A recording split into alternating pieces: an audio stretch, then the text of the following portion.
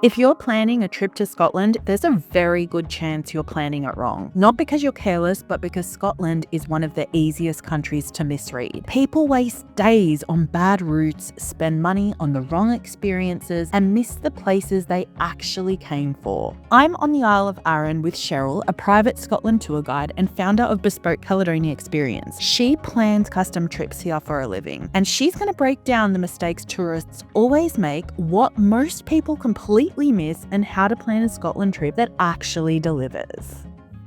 What would you say are the biggest mistakes that a lot of people make that I should avoid? I would say the biggest mistake people make is they want to see it all. The other biggest mistake people make is they assume that the country is going to be nice and quiet and empty. And if you're traveling in August, in late June, July, August, early September, it is busy. The roads are busy.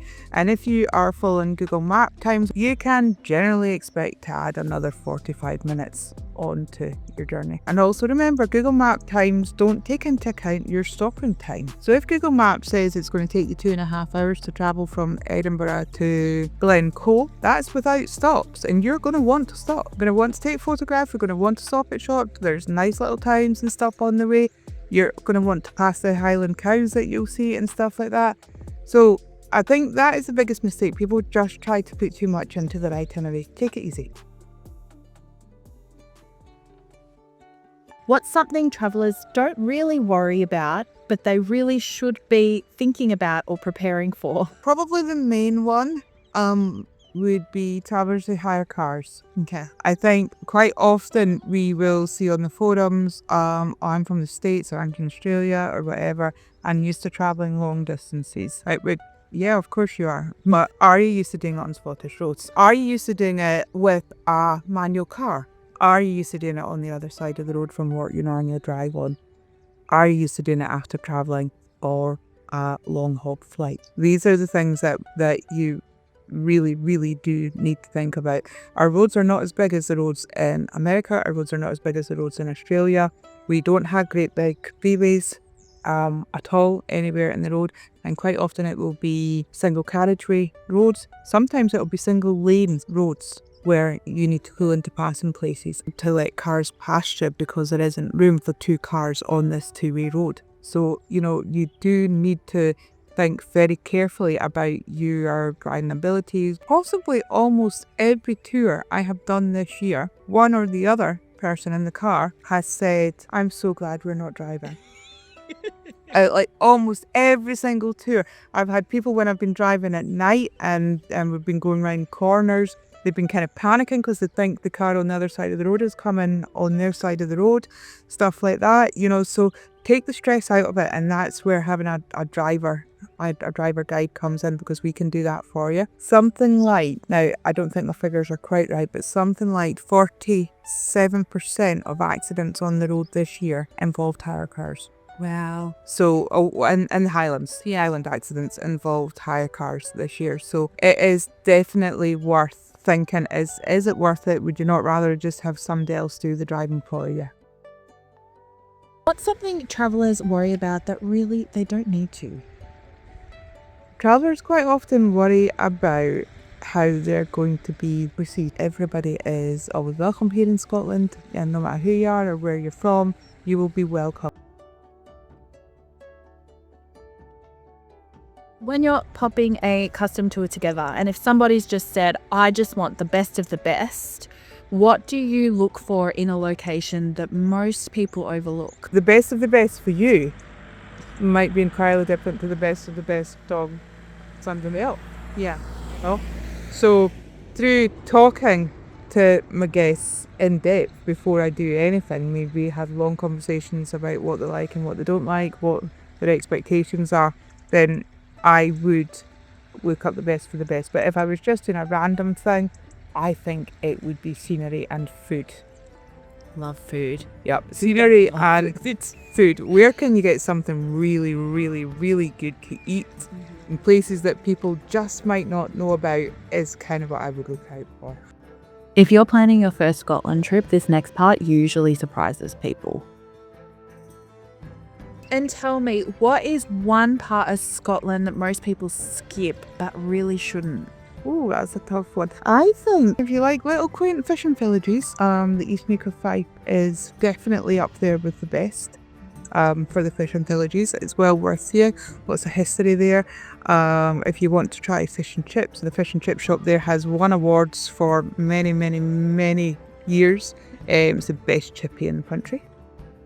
And those who are very much into the outdoors will know about it. Scots people obviously know about it because you've got a lot of outdoor things. But Abermore is a great holiday destination for families. Okay. So anything that you can think about doing outside, you can do in Abermore. You can ski, you can cycle, you can walk, you can climb, you can do archery, you can do horse riding, you can pull huskies on a sled, you can feed reindeer. So if you're looking for ways to entertain children, Abermore is the place to go. And I think lots and lots of people miss out Abermore because they just don't think. There's lots of hotels around there, but the Rothy Marcus Forest, Walking Island with the castle and the island is beautiful as well. Those areas are all part of the ancient Caledonian forest, and only 1% of that left, and it is just, it's good for the soul. What would you say are the must-bring things in terms of packing? What should people make sure to pack? What should they not pack? What do they wear? Because this climate... Yeah, okay, so we are a casual country. And I think probably most restaurants you can go into in casual clothes. And if you want to do your 5-star Michelin restaurant, you might want to have a fancy dress or something for that. But generally, we are casual. The key thing I would say to anybody coming to Scotland is pack layers. Lots of light cotton layers that you can take off. You can always take clothes off. Let's go. Let's go. Yep, you can always take clothes off if you get too hot, but if you've only got one layer, you can't put any more on. A good waterproof. And it's quite hard getting, especially if you're going to Skye and it starts raining, it's quite hard getting a jacket that's going to be completely 100% waterproof without remortgaging your house. But if you can get a good waterproof, I would say that. If not, just a poncho is often good enough to keep your water resistant jackets just that extra bit drier. So I would say that. Comfortable shoes. If you have good walking shoes, then I would say them. And actually, even if you're not intending on leaving the city, I would say good shoes. If it's rainy, Edinburgh's got a lot of cobbled streets. They're quite uneven. You don't want to be teetering about in heels. So you need good comfortable shoes to kind of navigate these old streets and uneven. Umbrella? No. It's always too windy for an umbrella. I keep umbrellas in the van, but I think maybe we've used them once. But generally, if you are, in Edinburgh, if you have an umbrella, chances are it's going to be inside out within 2 or 3 minutes. True. It's generally too windy. So I would say no, you're better off with a jacket that's got a hood than an umbrella.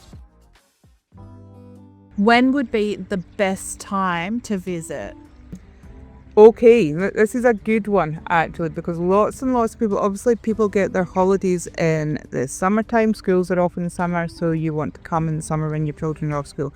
Fully understandable. Summer is the busiest time. Edinburgh has the festival on during the months of August, so if you like to be able to take a proper stride down the Royal Mile, August probably isn't the time to come because you'll just find yourself shuffling amongst crowds. If you don't mind crowds and you want to be part of crowds, then absolutely, because the city is bustling. It's like fantastic atmosphere. There's loads going on and stuff like that. So if that's your thing, then absolutely come then. If you're coming for peace and quiet, June for me is my favourite month, I think, because it's when the country is at its greenest. The trees have all got their leaves again. I think that's when you see the country at its best. And the weather in June is normally quite nice as well. Actually, it's probably one of the best months for weather. Another thing with June is the long days. That's true. So if you find that you're falling behind schedule a little bit and it's coming up for 7 o'clock, it doesn't really matter because you've still got daylight. Late October, it's colder, the days are shorter, so you've not got your long days, but then you've got all your autumn colours. I wanted to give you an opportunity to let our audience know where they can find you. I am Bespoke Caledonia Experience. We're a small family-run tour guiding business. I run the business with my son, so I am a historian. History is my area of expertise, and I will tell you all about the history of anywhere that we go, particularly if it's medieval Scottish history, because that's what I like best. But any Scottish history is my bag, if you like. My son, he runs the other side of the business, which is more like kind of hiking, photography, scenic tour type thing, and he will be able to tell you all about the geology and the wildlife that you're seeing.